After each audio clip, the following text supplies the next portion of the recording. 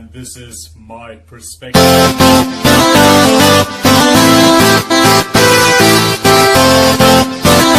Alright, today we're gonna talk about supplements. I got asked that question lots. Do I take supplements? What are my thoughts on supplements? So on and so forth.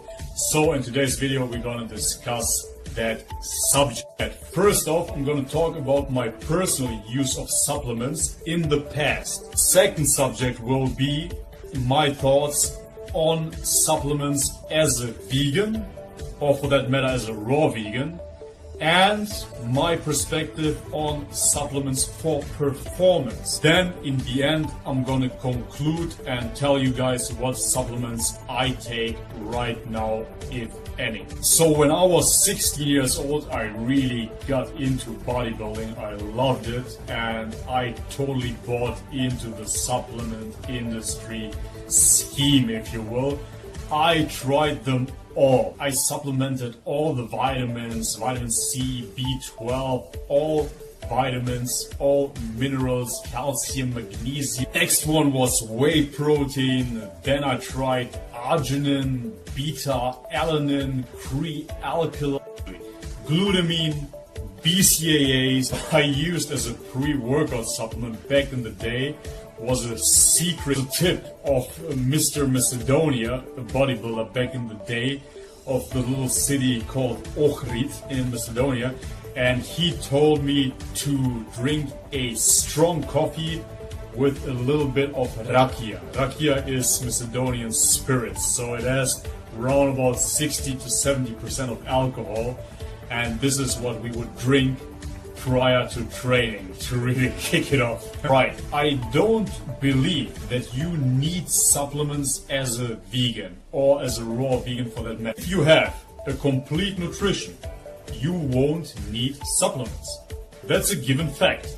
If you really have a complete balanced nutrition, you won't need any supplements. But that being said, most people don't have that. I encourage everybody to download Chronometer and to check their micronutrients. If you have a complete micronutrient profile, that means you have all the vitamins covered, you have all the minerals, all the electrolytes, everything covered, then obviously you don't need any supplements. That's just what it is. But I'm not gonna sit here and pretend and tell everyone out there, if you're vegan, if you have a whole food plant-based diet, if you have a raw food diet, you will be secured, you will be safe, and there you go, you don't need any supplements.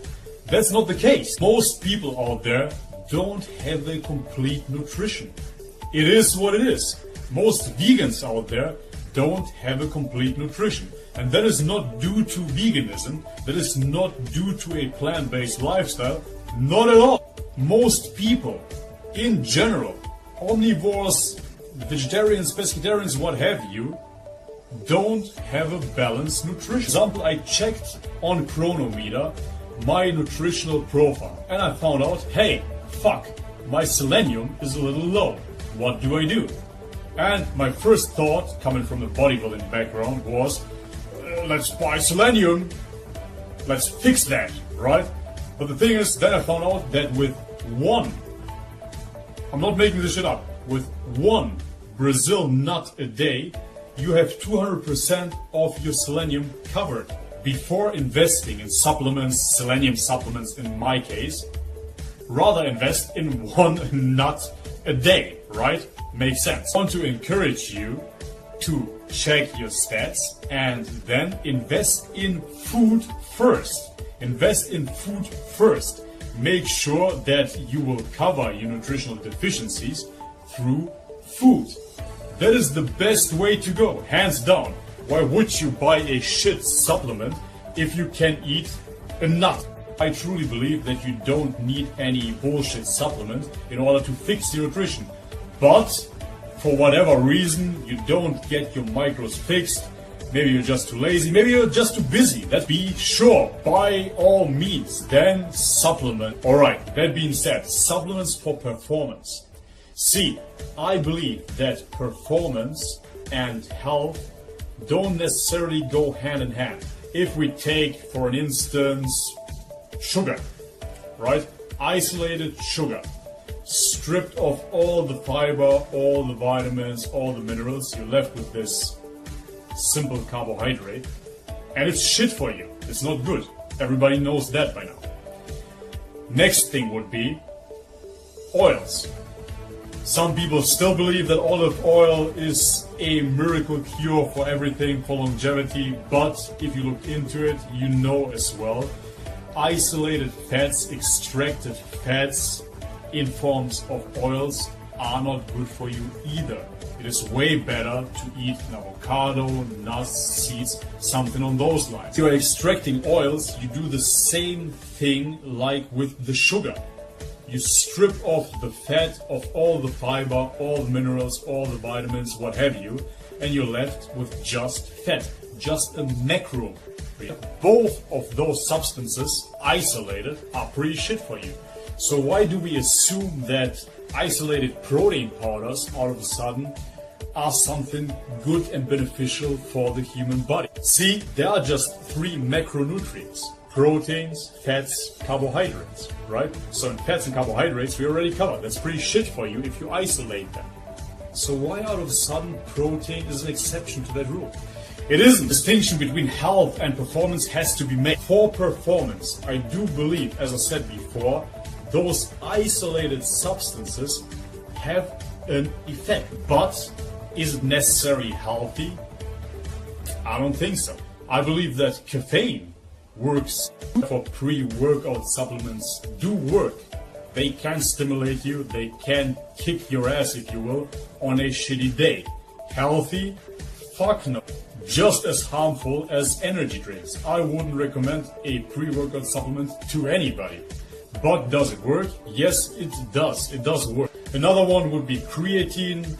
Scientifically proven, it does work. It stores water in your glycogen, therefore you get more of a pump.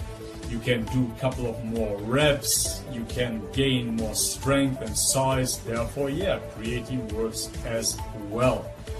Protein powders, yeah, they do work if you don't eat sufficient protein, so therefore they can obviously enhance your protein intake, and with that it does work. Arginine definitely enhances O2 in your bloodstream and therefore gives you more of a pump. Therefore arginine does work too.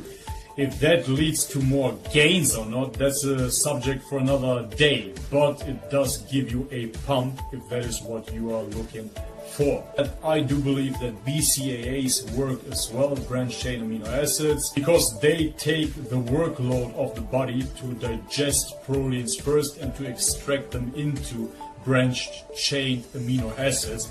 Therefore, yeah, sure, there would be an anti-catabolic effect. If you want to use any supplements, then I would say those supplements are the supplements that work. Do you need them? I don't use them, so I wouldn't say that you need them at all. To wrap this up, supplements for health? I don't think so. Only in a deficient nutrition. Make sure, is your nutrition deficient? Supplement. Supplements for performance, check. I believe that they have their place. Now to my personal use of supplements nowadays. As you saw in my previous videos, I do supplement protein powder, raw vegan protein powder for that matter, occasionally. Not every day, but I do consume protein powder. See, using is a very strong word, so therefore I can't really say that I use B vitamins or D vitamins, what have you, but rather I own supplements. I own a B complex supplement. I own a E and D vitamin supplement, calcium and magnesium. I own those supplements, but I use them sporadically, really sporadically. I can't even say that I use them once a week. I have them stored. Sometimes I pop a pill, if you want to call it that, but it's so rare that I can't really say that I'm using them. Not that I'm against supplements or anything, but I can't stress enough how important it is to have a well-planned and balanced nutrition. A well-planned, balanced nutrition will always go the longest way. It is cheaper, it is healthier, and it tastes good. So this is it for today's video. If you liked the video, leave me a thumbs up. If you haven't subscribed already, please do so. And as always, guys, much love and peace.